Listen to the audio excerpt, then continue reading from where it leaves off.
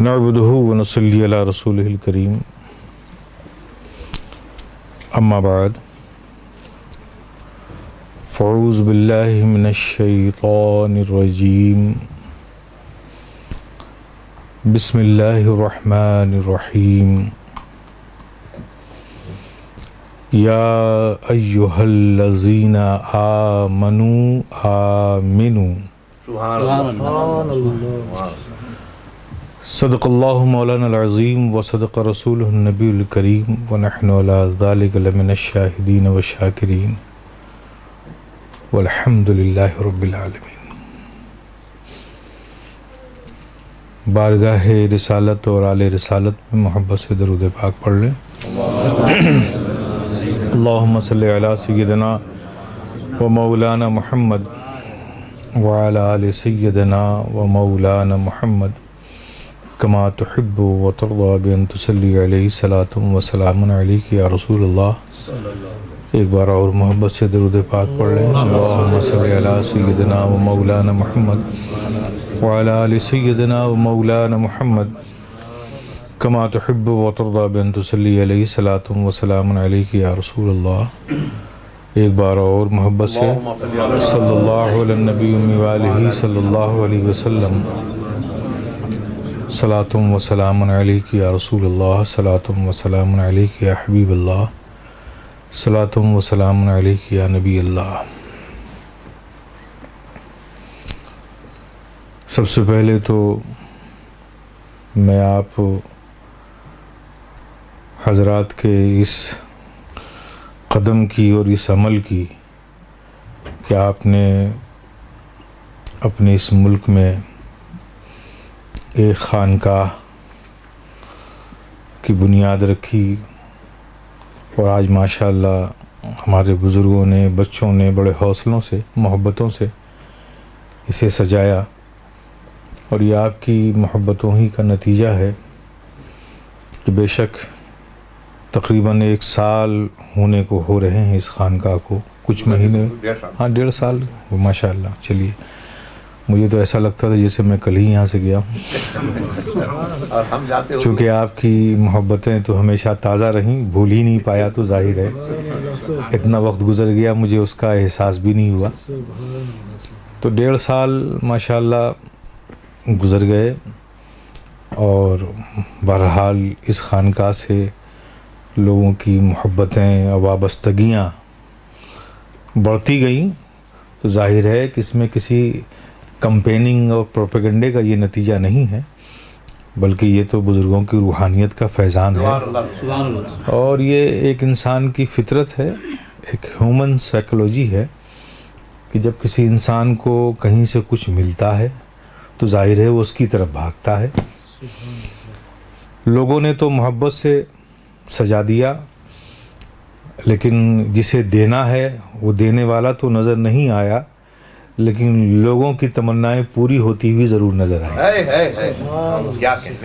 تو یہ ہم سب کی مشترکہ خوش نصیبی ہے کہ یہاں سے تقریباً 8000 کلومیٹر دوری پر مخدوم اشرف جہانگیر سمنانی کی تربت پاک ہے جہاں آپ آرام فرما رہے ہیں اور جہاں ہزاروں لوگ بیمار ہو کر آتے ہیں اور ہزاروں لوگ شفا پا کر جاتے ہیں. اس کے باوجود ان 8000 کلومیٹر سے سرکار مخدوم پاک نے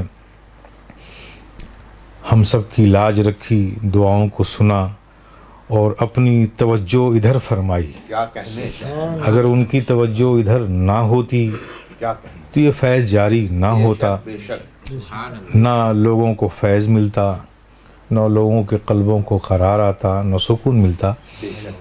تو میں اس نحوے سے کہتا ہوں کہ یہ بڑا مثبت اور بڑا ہی تاریخی قدم آپ کا ہے. اللہ پاک آپ سب کی محبتوں کو اور جو نصب العین ہے, مقصد ہے, ایم اینڈ آبجیکٹس ہے اس خانقاہ کو قائم کرنے کا, وہ ہمیشہ جاری و ساری رہے. بزرگوں کا فیضان جاری و ساری رہے. ہمارے روحانی اور جسمانی بیماریوں کا علاج یہاں سے ہمیں ملتا رہے اور جسمانی طور پہ بھی ہم صحت مند رہیں اور روحانی طور پر بھی ہم صحت مند رہیں. میں بات صرف اتنا کہنا چاہتا ہوں کہ انسان، آپ یوں دیکھیں، بات محبت کی ہو رہی تھی کہ یہ انسان لفظ جو ہے یہ ایک ورڈ ہے انس. کیا ہے؟ انس. انس لفظ سے انسان بنا، اور انس کے معنی ہے محبت کرنے کے. کیا معنی ہے؟ محبت کرنے کے نام کیا ہے؟ انس. جسے کہتے ہیں نا ہمیں آپ سے انس ہو گیا، یعنی ہمیں آپ سے محبت ہو گئی ہے نا. تو لفظ انس سے انسان بنا ہے. تو پتہ کیا چلا کہ یہ انسان کا جو خمیر ہے نا، یہ جو مٹی اٹھائی گئی ہے انسان کو بنانے کے لیے، یہ محبت ہی سے اٹھائی گئی ہے. تو جس انسان میں محبت ہی نہ ہو تو لفظاً تو انسان کہلا سکتا ہے، حقیقتاً نہیں. انسان وہی انسان ہوگا جس کے دلوں میں محبتیں ہوں گی. ٹھیک ہے نا. تو یہ، اور دوسری بات، انسان اللہ کی تمام مخلوق میں اشرف ہے. جتنی بھی مخلوق ہیں زمین و آسمان میں، بات صرف زمینی کی نہیں، آسمان میں بھی، کسی بھی مخلوق کو اس خالق کائنات نے اشرف نہیں کہا. ان ساری مخلوق میں اس کریٹر نے ایک ہی مخلوق کو اشرف کہا. وہ کون ہے؟ انسان. یعنی یہ انسان ہی اشرف المخلوقات ہے. آپ کیوں ہوئے ساری مخلوق میں اشرف؟ کن بنیادوں پر ہوئے؟ اپنی عبادتوں کی بنیادوں پر، اپنے علم کی بنیادوں پر. کن بنیادوں پہ؟ یہ اونچے اونچے ٹاور بنانے کی بنیادوں پر، یہ شاپنگ سینٹرز اور کمپلیکس بنوانے کی بنیاد پر، یہ اچھی اچھی گاڑیوں کی ایجاد کرنے کی بنیاد پر آپ سارے لوگوں میں اشرف ہوئے؟ ایسا نہیں ہے. آپ کی اشرفیت کا دار و مدار آپ کی شرافت ہے، آپ کی انسانیت ہے، آپ کی مانوتا ہے، آپ کا مروت ہے، آپ کی اخلاق ہے، دوسروں کے لیے سیکریفائس، بلیدان کرنے کی اسپرٹ ہے، جذبہ ہے. یہ وہ خوبیاں ہیں جو اللہ نے انسانوں میں رکھی. انسانوں کے سوا یہ اوصاف کسی دوسری مخلوق میں نہیں ہے. تو آپ جن خصلتوں اور خوبیوں کی بنیاد پر، جن اچھائیوں کی بنیاد پر آپ ساری مخلوق میں اشرف بنائے گئے، اگر وہ خوبیاں آپ سے نکل جائیں تو کیا آپ کو اشرف کہلانے کا حق حاصل ہے؟ اب اگر آپ وہ خوبیاں اپنا لیں، وہ وصف آپ میں آ جائیں، وہ عادتیں آپ میں آ جائیں جو جانوروں کی ہے، تو پھر آپ میں اور جانور میں فرق کیا ہے؟ آپ 2 پیروں پہ چلتے ہیں، جانور 4 پیروں پہ چلتا ہے، چلتا تو وہ بھی ہے. اگر آپ کو بھوک لگتی ہے تو لگتی اس کو بھی ہے. آپ کو نیند آتی ہے تو نیند اسے بھی آتی ہے. بچے پیدا آپ کرتے ہیں تو بچے پیدا وہ بھی کرتا ہے، وہ بھی اپنی فیملی آباد کرتا ہے. فرق کیا ہے؟ کیا فرق ہے؟ جس طرح سے آپ ایک 4 پیروں پر چلنے والے جانور کو حیرت سے دیکھتے ہیں، ظاہر وہ بھی آپ کو حیرت سے دیکھتا ہوگا. یہ کوئی امتیاز کی چیز نہیں ہے. آخر آپ اشرف ہوئے کیوں؟ اگر وہی عادتیں، ایک کتا ہے، آپ دیکھتے ہیں ڈاگس کو، ایک بڑا سا جانور اگر مرا ہوا ہو، اس کتے کو معلوم ہے کہ یہ پورا جانور میں نہیں کھا پاؤں گا، لیکن جب تک وہ وہاں ہے کوئی دوسرا کتا کھانے شیئر کرنے آئے گا نا تو اسے دوڑائے گا، بھوکے گا. کیوں؟ کہ اس کے اندر حرص ہے، لالچ ہے. وہ جانتا ہے کہ اتنا میں نہیں کھا پاؤں گا، لیکن پھر بھی کسی کو شریک اس میں نہیں ہونے دیتا، اس لیے کہ اس کی حرص، اس کی لالچ اس کے اندر بڑے اونچے درجے پر ہے. اگر یہ آپ میں آ جائے تو پھر اس میں آپ میں فرق کیا؟ سبحان اللہ سبحان اللہ سبحان اللہ. آپ دیکھیں تو وہ اوصاف، وہ چیزیں جو جانوروں میں ہیں، اگر ان جانوروں کی، ان کے لحاظ سے ان خوبیوں کو آپ اپنا لیں تو یقین جانیے آپ میں ان میں کچھ فرق نہیں ہے. اسی لیے اللہ پاک نے آپ کو اشرف المخلوقات بنایا تو آپ کے اندر مروت دی، اخلاق دیا، کردار دیا، تواضع دی، انکساری دیا، سیکریفائس و بلیدان کا جذبہ عطا کیا. یہ وہ خوبیاں ہیں جو کسی اور مخلوق میں نہیں ہے.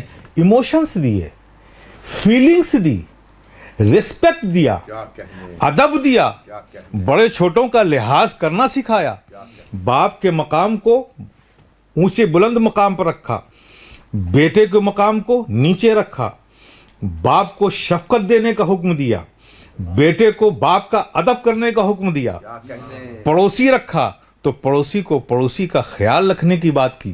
یہ جو انسانیت و مانوتا کی جو شکل ہے یہ کسی اور میں آپ کو نظر نہیں آئے گی. واہ واہ واہ واہ ان حسن کی بنیاد پر، واہ واہ. ان خوبیوں کی بنیاد پر اللہ نے آپ کو اشرف المخلوقات بنایا. کیا کہنے سبحان اللہ. بہت خوب، بہت خوب.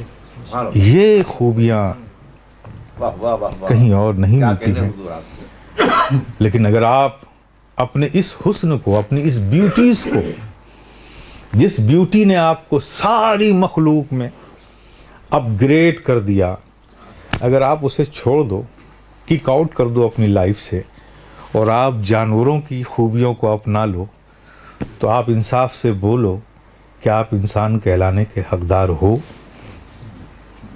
نہیں ہو. تو اللہ تو نعمتیں عطا کر رہا ہے، آپ نعمتوں کو ٹھکرا رہے ہو. ہائے ہائے.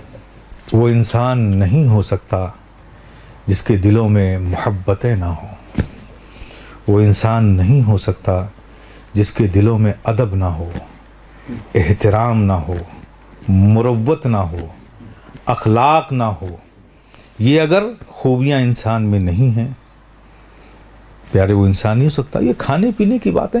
ارے بھائی اگر یہی زندگی ہے، یہی لائف ہے تو مجھے حیرت ہے، پھر یہ کام تو جانور بھی کرتے ہیں. اگر کھانا پینا، سو جانا اور اپنے بعد کے لیے اپنا سکسیسر، اپنا وارث چھوڑ کے جانا، یہی انسان کا پروگرام ہے اور اسی پر انسان، اسی ٹریک پہ چلنا اس کی زندگی کا مقصد ہے، تو پھر اتنی بڑی عقل لے کر آپ کو چلنے کی کیا ضرورت ہے؟ یہ کام تو جانور بھی کرتے ہیں. پھر یہ کیوں عقل کا بوجھ لیے گھوم رہے ہو؟ ان کو بھی کھانا مل ہی جاتا ہے، اللہ رزاق ہے، ان کو بھی رزق عطا کر دیتا ہے، ان کی بھی فیملی بن ہی جاتی ہے. پیارے، یہ آپ کی زندگی کا مقصد نہیں ہے. آپ کی زندگی کا مقصد یہ ہے کہ آپ دنیا کے لیے ایک مثال بنو. آپ کے قدم سے ہر چیز کو اللہ نے، جو کچھ بھی زمین و آسمان میں بنایا، وہ آپ کے ماتحت کر دیا اللہ نے. کیا کہنے. سبحان اللہ. یہ اعزاز ہمیں بہت رب نے عطا فرمایا ہے. ذہن، عقل، اس کی ایک حد ہے، ایک حد ہے. آپ عقل سے وہی ڈیسیزن لے سکتے ہو، وہی فیصلہ کر سکتے ہو کہ جو چیز آپ کے سامنے ہو. یہ ٹھیک ہے، یہ بلب جل رہا ہے، ہم نے دیکھا، تو یہ بلب جل رہا ہے، وہ بھی بلب جل رہا ہے، اسے بھی دیکھا. ہم نے دیکھا کہ نہیں، اس میں روشنی کم ہے اور اس میں روشنی زیادہ ہے، اس لیے ادھر اجالا زیادہ ہے، ادھر اجالا کم ہے. تو روشنی کو دیکھ کر عقل نے فیصلہ کیا کہ اس میں روشنی کم ہے، اس لیے اندھیرا ادھر زیادہ ہے، اس میں روشنی زیادہ ہے، اس لیے اجالا زیادہ ہے. تو عقل کو فیصلہ کرنے کے لیے ہر چیزوں کا نظروں کے سامنے ہونا ضروری ہے، لیکن عقل اس بارے میں کوئی فیصلہ نہیں کر سکتی جو نظروں کے سامنے نہ ہو.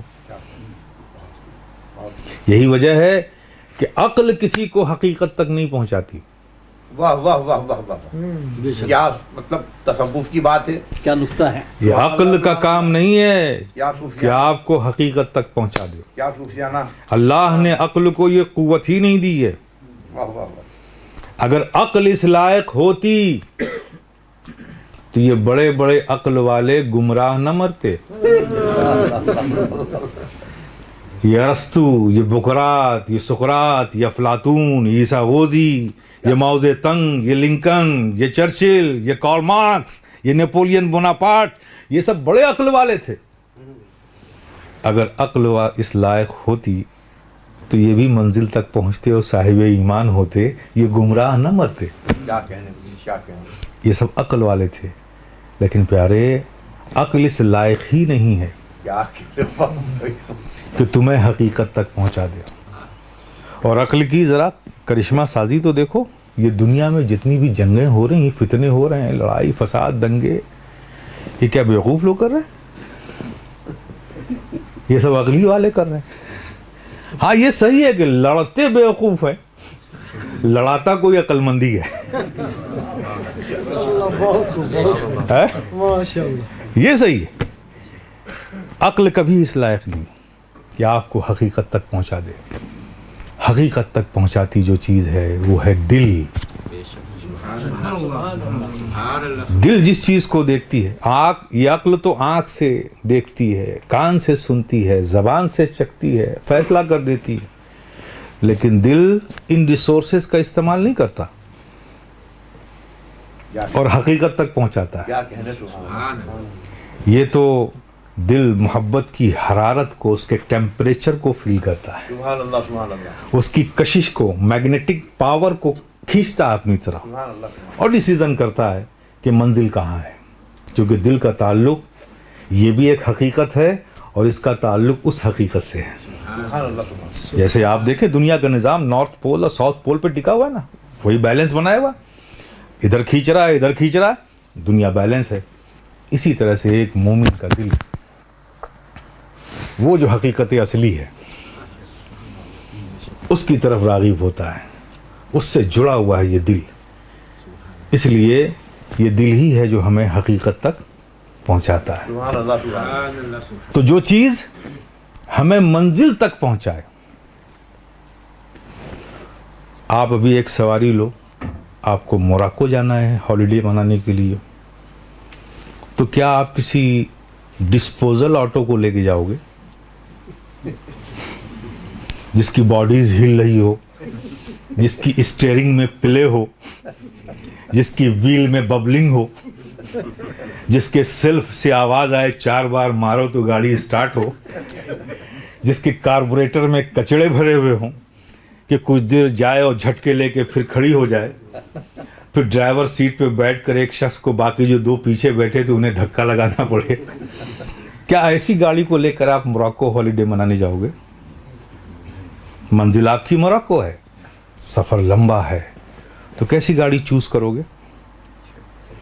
جو engine wise, technical wise sound ہو، باڈی وائز پریپیئرڈ ہو، سیٹ وائز لگزریس ہو، جس میں کوئی پرابلم نہ ہو تاکہ ہمیں سفر میں کوئی دقت نہ ہو. کیا کہنے. میرے پیارے، آپ بھی ایک سفر پہ ہو. آپ تھے کہاں؟ عالم ارواح میں. کہاں تھے آپ؟ عالم ارواح نے. رب نے چاہا، عالم ارواح سے آپ کی روح کو نکالا، باپ کی پشت میں ڈال دیا. جب تک چاہا رب نے باپ کی پشت میں رکھا، پھر اس نے چاہا تو آپ ماں کے شکم میں آ گئے. 9 مہینہ 8.5 مہینہ جب تک چاہا رب نے ماں کے شکم میں رکھا، پھر حکم ہوا، رب نے چاہا، آپ دنیا میں آ گئے. اب دنیا میں جب تک رب چاہے گا آپ رہو گے. پھر حکم ہوگا کہ پھر دنیا بدلو، تو آپ کہاں جاؤ گے؟ قبر میں چلے جاؤ گے. پھر قبر میں رب جب تک چاہے گا آپ رہو گے. بے شک بے شک. جب تک چاہے گا آپ رہو گے. پھر حکم ہوگا دنیا بدلو، تو آپ قبروں سے نکلو گے، میدان حشر میں کھڑے ہو جاؤ گے. اب میدان حشر کے بعد اب آپ نے اس پورے سفر میں دیانتداری رکھی ہے، چونکہ عقل تو سب مرنے کے بعد ختم، یہ عقل کی ساری قوت ختم، اب اس کے بعد کا سفر کہ آپ کی روح، آپ کا قلب جتنی توانائی کے ساتھ ہوگا، جتنی زندگی کے ساتھ ہوگا، آپ کا سفر اتنا ہی سیف اور پرفیکٹ ہوگا۔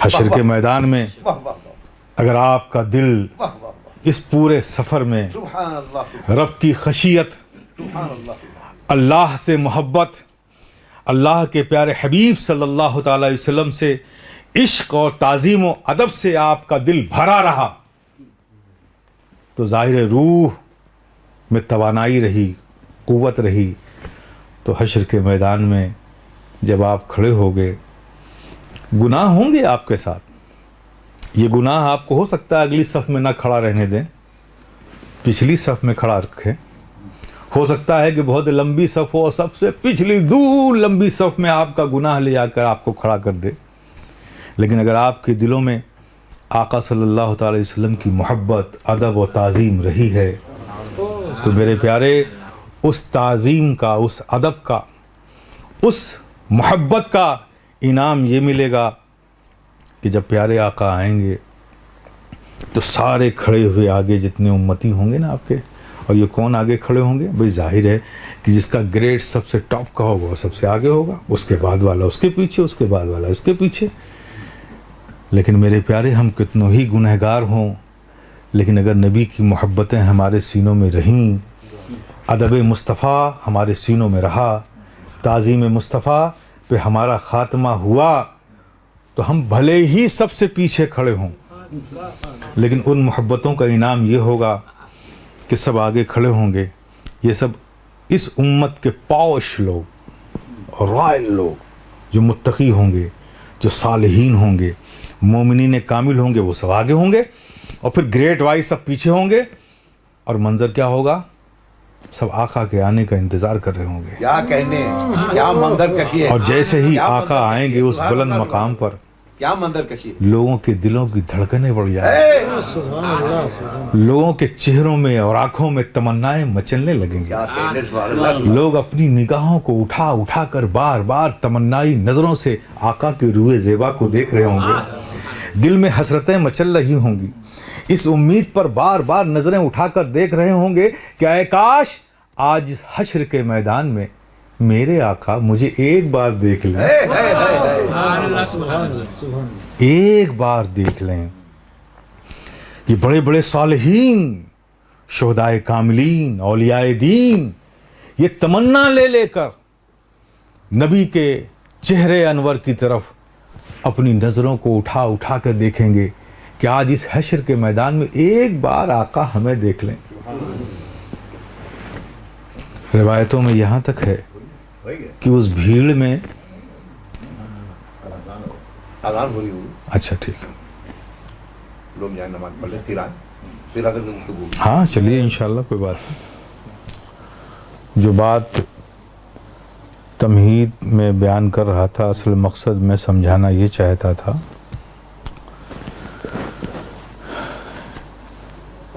ہماری کامیابی میں اس ہمارے دل کا کتنا حصہ ہے، اور ایک انسان کی کامیابی تو یہی ہے کہ جہاں سے وہ چلا ہے وہاں تک وہ پہنچ جائے، ہے نا۔ ہماری منزل یہ دنیا نہیں ہے، یہ تو ہمارے لیے ایک سرائے خانہ ہے، مسافر ہیں ہم یہاں تو ہم سفر کر رہے ہیں۔ اگر یہ ہماری منزل ہوتی تو پھر یہاں سے ہمیں کہیں جانا نہیں چاہیے تھا، لیکن یہاں آئے ہیں، پھر یہاں سے ہمیں جانا ہے 50 سال، 60 سال، 70 سال کے بعد پھر ایک دوسری دنیا شروع ہو جائے گی، پھر وہاں جب تک اللہ پاک رکھے گا، پھر حشر بپا ہوگا، محشر کا ہوگا، حشر کا میدان ہوگا، پھر وہاں پہنچیں گے، پھر وہاں سے ہمارا سفر وہاں ہوگا جہاں سے ہم چلے تھے۔ تو یہ ایک مسافر، تو یہ صحیح ہے کہ انسان جب تک زندہ ہے عقل کی ضرورت بھی ہے، عقل کام بھی کرے گی، عقل سے فائدہ بھی ہوگا، لیکن یہ عقل آپ کو 20 سفر میں ہی ساتھ چھوڑ کے جانے والی ہے. آپ مر گئے, عقل کا سارا رول آپ کی لائف سے ختم. اب اس سے آگے کا جو سفر ہوگا وہ آپ کے دل کی وجہ سے ہوگا, آپ کے قلب کی وجہ سے ہوگا, آپ کی روح کی وجہ سے ہوگا. روح جتنی بھی صحت مند ہوگی اتنا ہی کمفرٹ آپ کا سفر ہوگا. اب آپ دیکھیں حشر کے میدان کو دیکھیں, سارے لوگ کھڑے ہوں گے جن کے دلوں میں آقا کی محبت ہوگی, وہی اس میدان میں اس مقام پر کھڑے ہوں گے جہاں آقا ایک بلند مقام پر ہوں گے. اور جن کے دل ان کی محبتوں سے خالی ہوں گے وہ تو بھٹک رہے ہوں گے, ان کے پاس جا رہے ہوں گے, ان کے پاس جا رہے ہوں گے, ڈھونڈ رہے ہوں گے کہ آج اس حشر کے میدان میں مجھے کوئی پناہ دے دے. لیکن جتنے اہل محبت ہیں آقا کے غلام ہیں, چاہے وہ متقی ہو, مومنین کامل ہو, صادقین ہو, صالحین ہو, شہداء کاملین ہو, اولیاء دین ہو, چاہے ایک گنہگار سے گنہگار بندہ ہی کیوں نہ ہو, وہ سب بھٹکیں گے نہیں اسی دل کی وجہ سے, کیونکہ یہ وہ دل ہے جس میں اس آقا کی محبت ہے. یہ محبت انہیں آقا تک پہنچا دی گئی. تو اب جو یہ سفر شروع ہوا, ہم آقا کے سایہ کرم کے ان کے جھنڈے کے نیچے جو پہنچے اس بڑے حشر کے میدان میں, جہاں لوگ کبھی ان کے پاس جا رہے ہوں گے, کبھی ان کے پاس جا رہے ہوں گے, لیکن ہم کہیں نہیں جا رہے ہوں گے. ہم تو سیدھے آقا کے اس رحمت کے سائے میں پہنچ جائیں گے. تو وہاں یہ ہمارا سفر کون کرائے گا, وہاں تک ہمیں یہ کون پہنچائے گا؟ عقل نہیں, عقل کا کام تو ختم ہو گیا, یہ دل ہی پہنچائے گا جس میں آقا کی محبت ہے نا. تو یہ سفر تو دل ہی کرائے گا نا. اگر یہ دل ہمارا آقا کی محبت سے خالی ہوتا تو ہم بھی ان انسانوں کی طرح ادھر ادھر بھٹک رہے ہوتے, ظاہر وہاں نہ پہنچتے. اور جب ہم وہاں پہنچیں گے جہاں آقا مقام محمود پر ایک بلند مقام پر کھڑے ہوں گے, سارے آپ کے جتنے بھی امت کے لوگ ہیں وہ آپ کے سامنے کھڑے ہوں گے. آگے سب سے زیادہ پوش لوگ جو صالحین ہوں گے, جو مومنین کامل ہوں گے, جو شہداء کاملین ہوں گے, اولیاء دین ہوں گے, یہ سب آگے کھڑے ہوں گے. پھر درجہ بدرجہ جیسا گریڈ جس کا ہوگا, سب سے زیادہ گنہگار جو امتی ہوگا وہ سب سے پیچھے کھڑا ہوگا. نیچرلی تو رائٹ ہے. لیکن آپ دیکھو اس محبت کا صلہ دیکھو, خدا کی قسم ہم کیا کرتے ہیں آقا سے محبت. سچ تو یہ ہے کہ ہمارے آقا جتنی ہم سے محبت کرتے ہیں, کیا کہنے, سبحان اللہ, حریص بالمؤمنین, سبحان اللہ سبحان اللہ, جتنی محبت کرتے ہیں, ہم دنیا کے حرص میں پڑے ہوئے ہیں, اور آقا ہم مومنوں کو بخشانے کے لیے حریص بن رہے ہیں. کیا کہنے, سبحان اللہ. آپ سوچو کتنی محبت کرتے ہیں. رؤوف الرحیم, واہ واہ. ہم پر رحم کرنے کے لیے, ہم پر کرم کرنے کے لیے, ہمیں جنت کی بہاروں سے آشنا کرانے کے لیے, جہنم کے آگ سے بچانے کے لیے. کتنا ایکسائٹڈ ہیں ہمارے آقا, اور ہم دنیا کے جلووں میں کھو گئے. تو سچ تو یہ ہے کہ ہمارے آقا جتنی ہم سے محبت کرتے ہیں, ہم اس کا ایک چھوٹا سا حصہ بھی ان سے محبت کرنے کا حق ادا نہیں کر رہے. اب آپ دیکھو اس محبت کا صلہ, کیا محبت ہے ہمارے پاس, ٹوٹی پھوٹی محبتیں ہیں. جذبات میں آتے ہیں ہم نعرہ لگا دیتے ہیں, پھر بھول جاتے. برائیوں کے لیے ہمارے قدم بڑھ جاتے ہیں, ہمیں خیال بھی نہیں رہتا کہ ہم کس آقا کی امت ہیں. گناہ پہ گناہ ہم کرتے رہتے ہیں. یہ اس وقت ہم بھول جاتے ہیں کہ ہمارا رب ہمیں دیکھ رہا ہے. تو کتنے کمزور عمل اور کتنی کمزور محبت کے ساتھ ہم اس دنیا میں زندہ ہیں, گناہ ہو رہے ہیں ہم سے. لیکن پیارے, محبت تو محبت ہے. اس کمزور محبت کا بھی اثر دیکھو, خدا کی قسم کیا آقا ہمارے محبت کرتے ہیں ہم سے. سب کھڑے ہوں گے, اور جتنے آگے کھڑے ہوں گے حسرت لے کر آقا کے چہرے کو دیکھیں گے کہ اے کاش آج میرے آقا اس حشر کے میدان میں ایک بار ان کی نظر مجھ پر پڑ جائے. روایتوں میں یہاں تک ہے کہ جو آگے کھڑے ہوں گے نا, سب سے بھیڑ بہت ہوگی, بہت بڑی امت, بہت بڑی جماعت. تو اس بھیڑ میں کچھ لوگ ایسے بھی ہوں گے کہ پنجے کے بل کھڑے ہوں گے تاکہ میری ہائٹ کچھ اونچی ہو جائے اور شاید آقا مجھے دیکھ لے. پنجوں کے بل کھڑے ہوں گے اور سب کو انتظار ہوگا. آقا کی چشمان رحمت یوں ہوگی. پھر اس کے بعد جب آقا اپنی رحمت کی نگاہیں آہستہ آہستہ پلکیں اٹھائیں گے، لوگوں کے دلوں کی دھڑکنیں بڑھ جائیں گی، تمنائیں مچلنے لگیں گی، آنکھوں میں امیدیں اور حسرتیں مچلنے لگیں گی.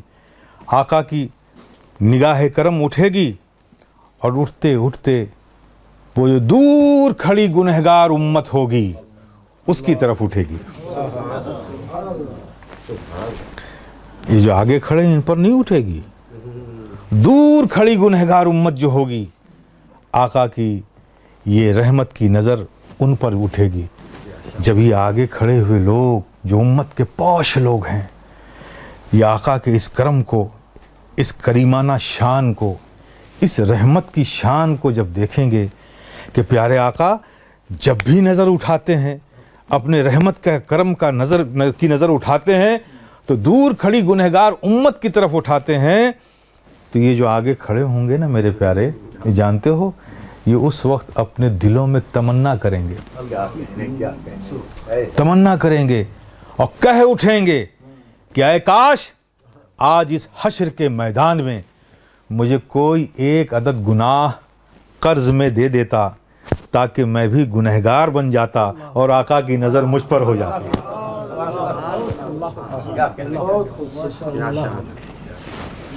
اب مجھے بتاؤ پیارے، یہ اعزاز، یہ انعامات، آقا کا کرم، یہ ان کی شفقت، یہ ان کی محبت، یہ ان کی رحمت کی نظر، اس مقام تک، اس منزل تک، اس حلقے تک ہمیں کس نے پہنچایا؟ عقل نے کہ اس دل نے؟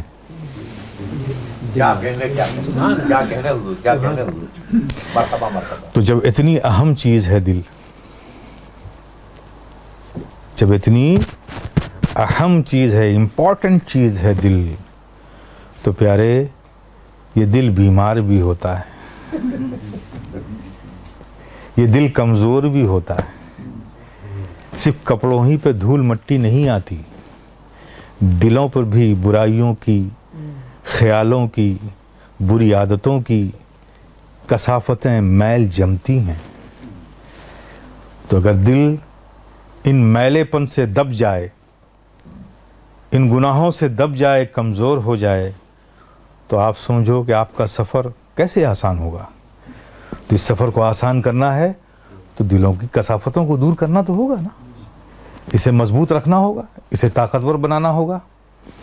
تو بس میرے پیارے، خانقاہوں کا یہی کام ہے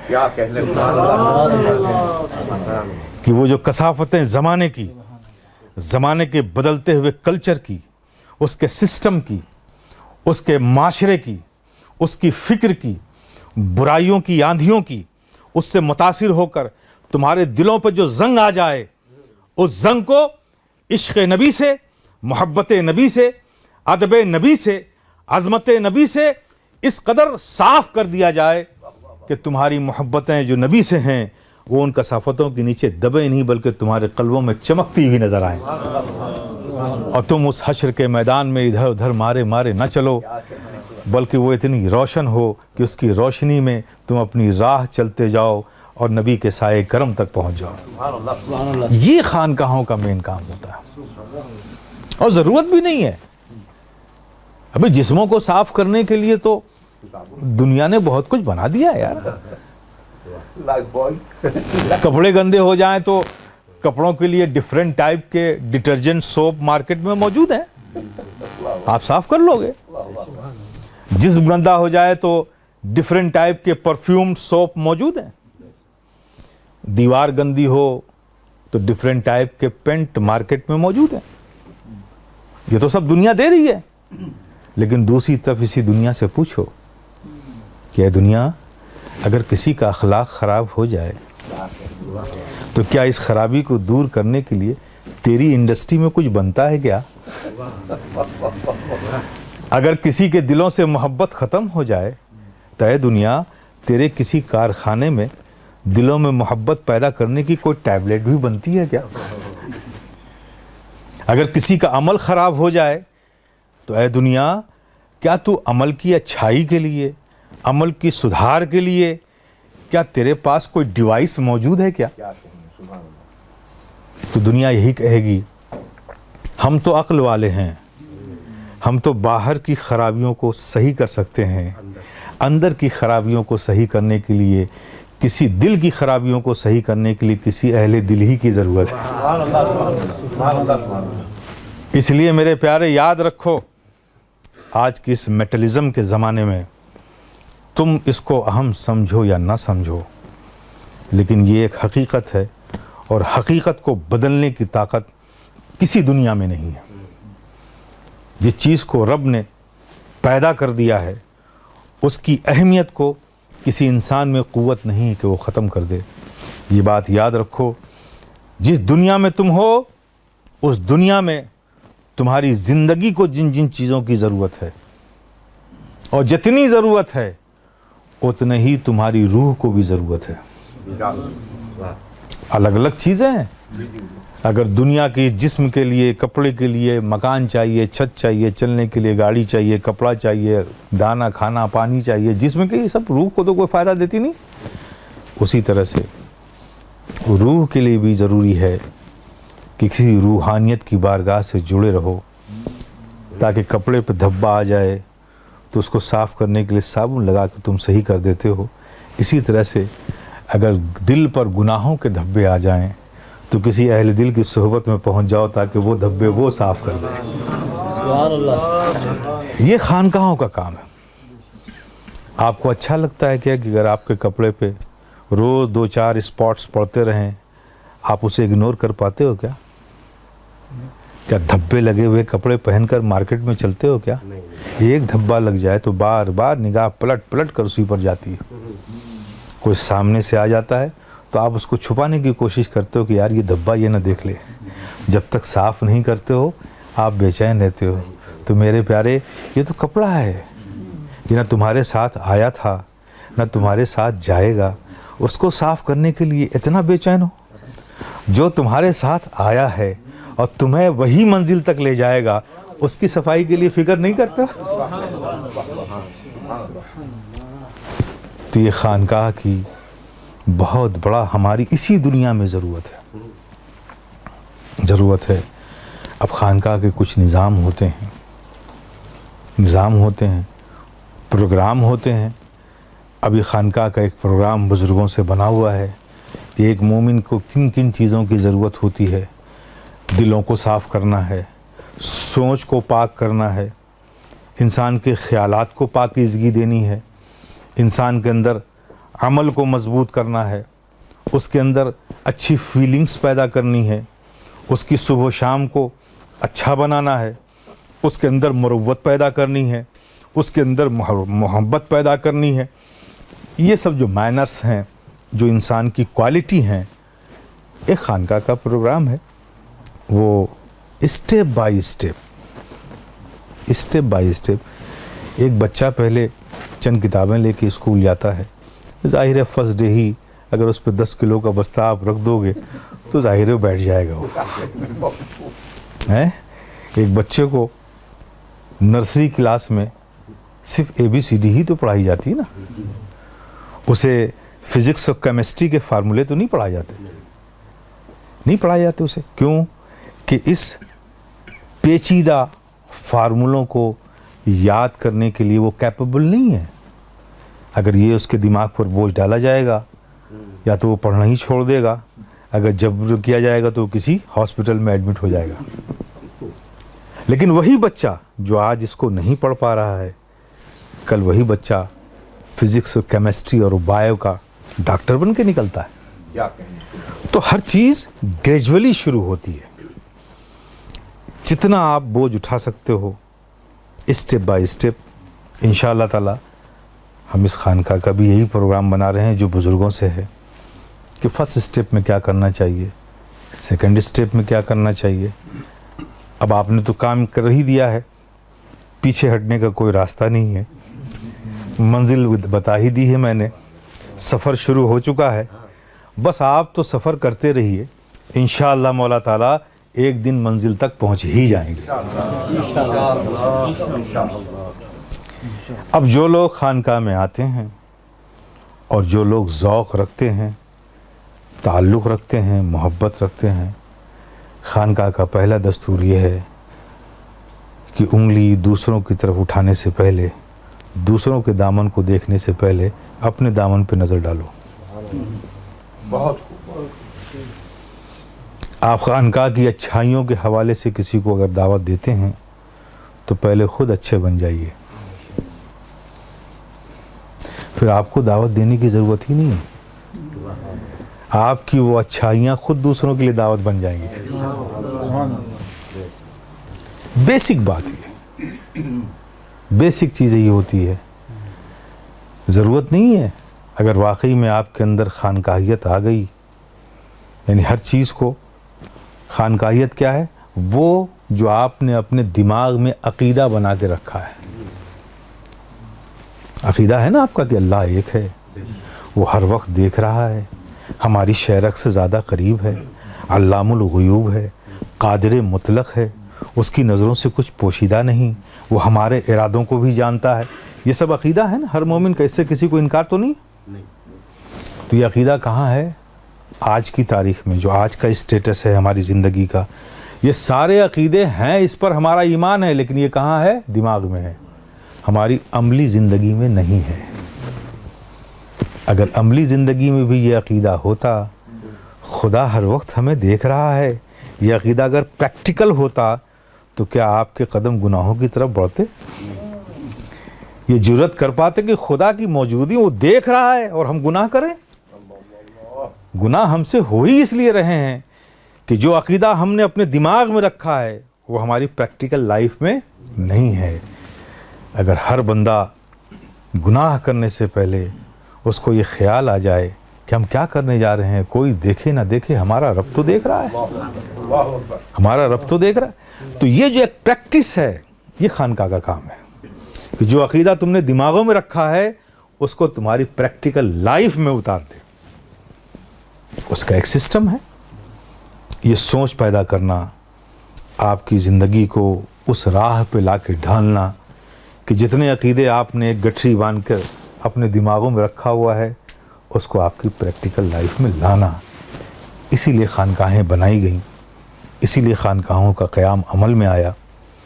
तो ये कोई ये इमारत, ये आपके जो पेंट है, ये जो सब कदबे लगे हुए हैं, ये फॉल सीलिंग है, ये तो एक मोहब्बत का इजहार है, ये सब आपकी मोहब्बतों का इजहार है।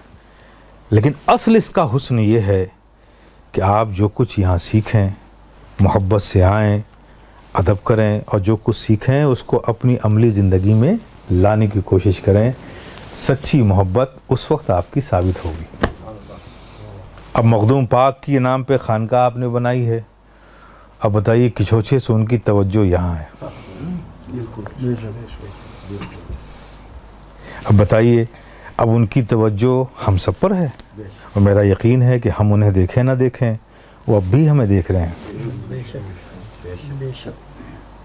तो अब बताइए, हम यहाँ खानकाह में बैठकर अगर किसी के लिए अपने दिल में नफ़रतें रखें तो क्या मखदूम पाक को पसंद आएगा?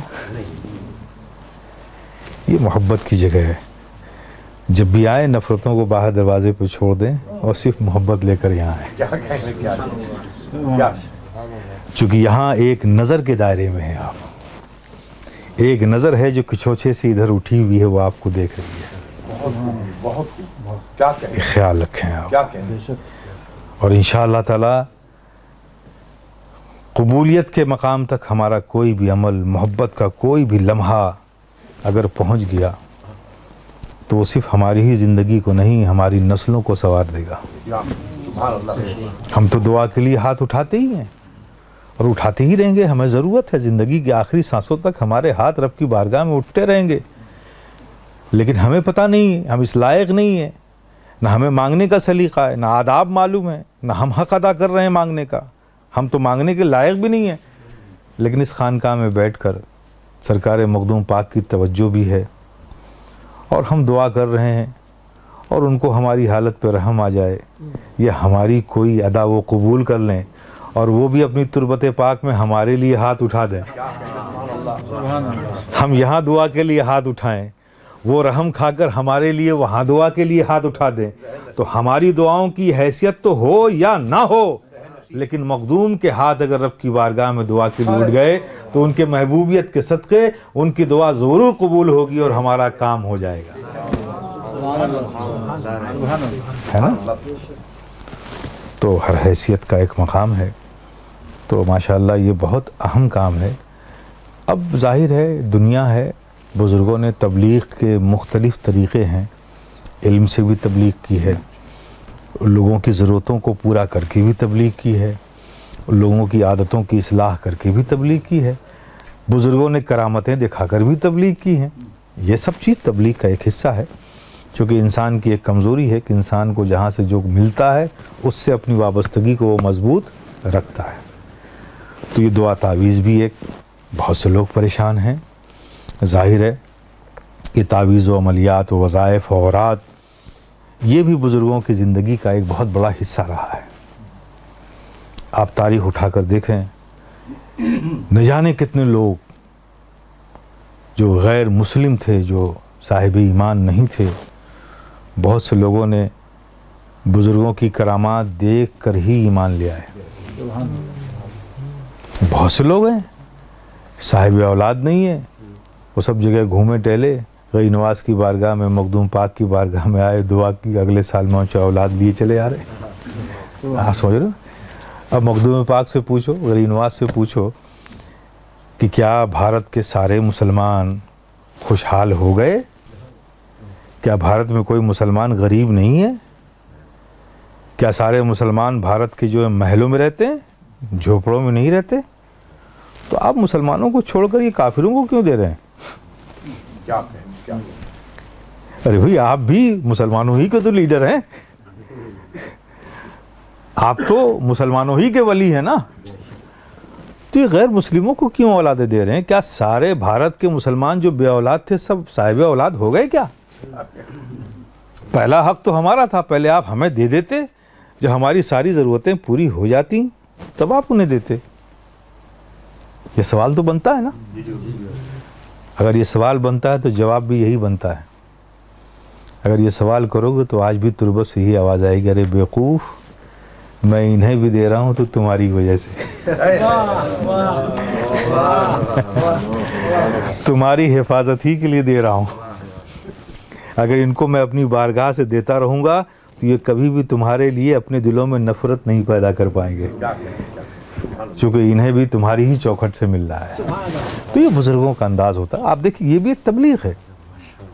تو بزرگوں کا کوئی عمل تبلیغ اور تبلیغ دین سے خالی نہیں ہوتا ہے, تو وہ بھی یہاں ہوتا ہے. اور ماشاءاللہ لوگ آ رہے ہیں, فیض پا رہے ہیں. اب آپ سب کو بس اتنا ہی ہے کہ استقامت کے ساتھ اسے جڑیے. حضرت شیخ سعدی نے فرمایا تھا, خوشا مسجد و مدرسہ خانقاہ کہ درو بوت قیل و قال محمد. یہ خانقاہ, یہ مدرسہ اور یہ مسجد, یہ سب اللہ کے پیارے حبیب صلی اللہ تعالی وسلم کے اقوال کو پڑھانے کا, سمجھانے کا اور اس پر عمل کرانے کا کی جگہ ہے. یہ یہی ہے. تو مسجد بھی ہے اور مدرسہ بھی چل ہی رہا ہے ماشاءاللہ. اس کو تھوڑا سا اور اچھا بنایا جائے, میری خواہش ہے. اور خانقاہ بھی آپ نے تعمیر کر لی تو آپ نے مکمل کام کر لیا, مکمل کام کر لیا. اب اس کو آگے بڑھانا ہے, اچھے انداز پہ, پازیٹیو انداز پر اس کو آگے چلانا ہے انشاءاللہ تعالی. آپ سب مخلص رہے, متحد رہے, محبت کے ساتھ رہے تو انشاءاللہ تعالی اس سے ہونے والے دین کی اشاعت, اسلام کی اشاعت اور ہمارے بچوں کی جو تربیت ہے, اسلامی تربیت, اس سے ہونے والے فائدے کو بہت زیادہ دور نہیں, بہت قریب آپ محسوس کریں گے انشاءاللہ مولا تعالیٰ. اللہ پاک ہم سب کو راہ ہدایت پر رکھے, صراط مستقیم پر قائم رکھے. بزرگوں کے دامان کرم سے ہماری وابستگیاں ہماری زندگی کی آخری سانسوں تک قائم رکھے, ہماری نسلوں کی قائم رکھے. خاتمہ ایمان پر ہو اور ہم میں عمل صالح کی توفیق رب عطا فرمائے۔ وآخر دعوانا الحمدللہ۔